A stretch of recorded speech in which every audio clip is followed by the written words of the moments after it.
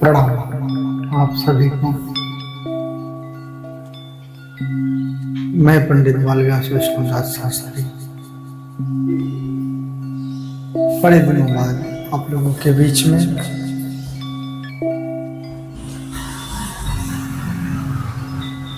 ध्यान, योग, विज्ञान इनका एक कॉम्बिनेशन लेकर के आया हुआ हूँ। मूल बंध। कबीरदास जी ने कहा है, मूल बांध सर गगन समान। मूल बंध है क्या? अक्सर हम कहते हैं कि हम जीवन में बहुत तकलीफों से गुजर रहे हैं या हम अपने जीवन में बहुत सारे उलझनों का सामना कर रहे हैं या हमारी सोच अर्थ उपार्जन के सिवाय अन्यत्र कहीं हो ही नहीं पा रही है। ये सारी घटनाएं मूलाधार चक्र के तहत होती हैं। वस्तुतः हमारा जो जन्म होता है उस समय हमारे प्राण जो होते हैं मूलाधार चक्र पर ही रहते हैं। अब मूलाधार चक्र पे रहने के कारण हमारी सारी ऊर्जा काम केंद्रित होती है। काम के ही इर्द गिर्द हम घूमते हैं।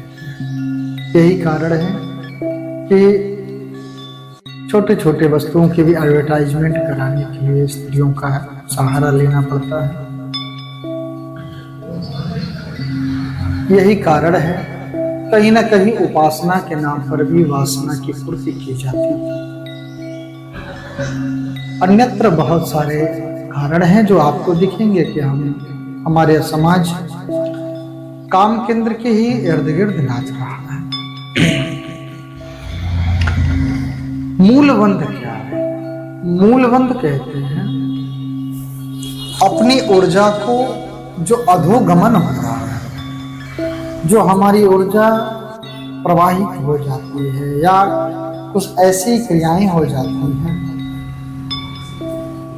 जिसके कारण हम अपनी ऊर्जा संचय नहीं कर पाते। मूलबंध हमारी ऊर्जा को ऊर्ध्वगामी करने का एक सतत कार्य है। जब हम जीवन में आते हैं तो जीवन में सबसे पहले अगर कोई चीज हमारे अंदर जाता है तो वो होता है श्वास। जीव जब भी गर्भ के बाहर निकलता है तो श्वास के सिवाय ऐसा कुछ नहीं है जो पहले आए, श्वास ही आता है।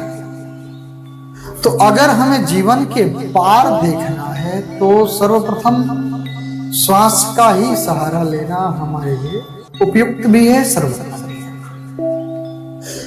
है। जैसे किसी पाइप से किसी जगह से अगर हवा बिल्कुल निकाल दिया तो तरल पदार्थ, अगर पाइप में से हवा निकाल करके किसी तरल पदार्थ के बॉक्स में रखा जो है तो तरल पदार्थ अपने आप ऊपर खींचा चला आता है।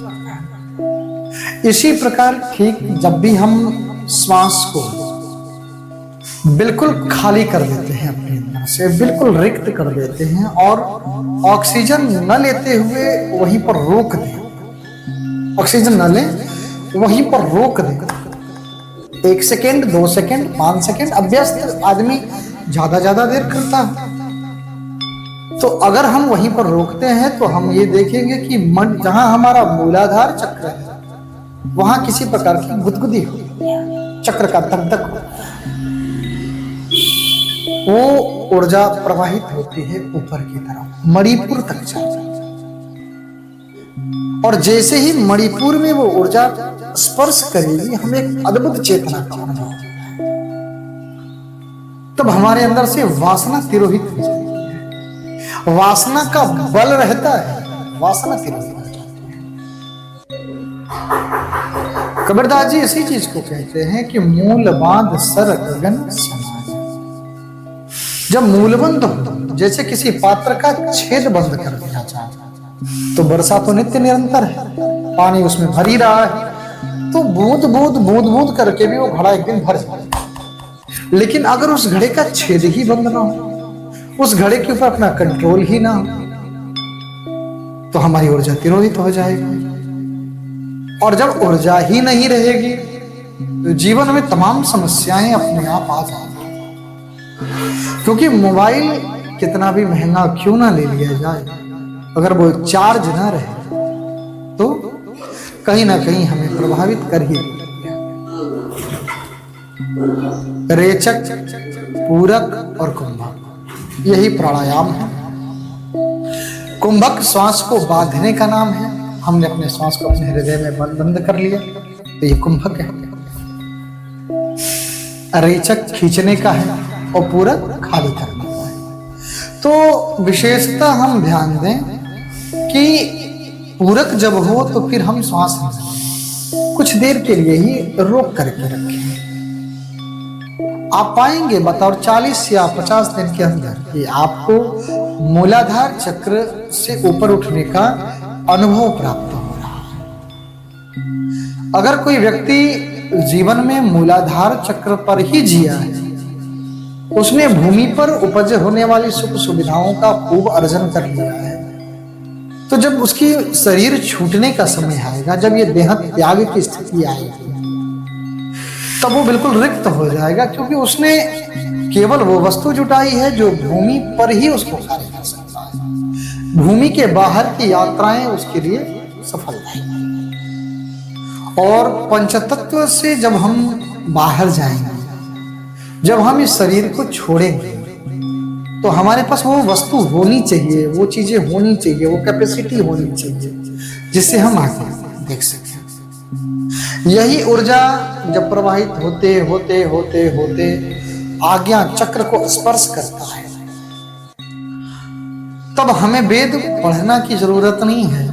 उस समय वेद दिखाई देता है।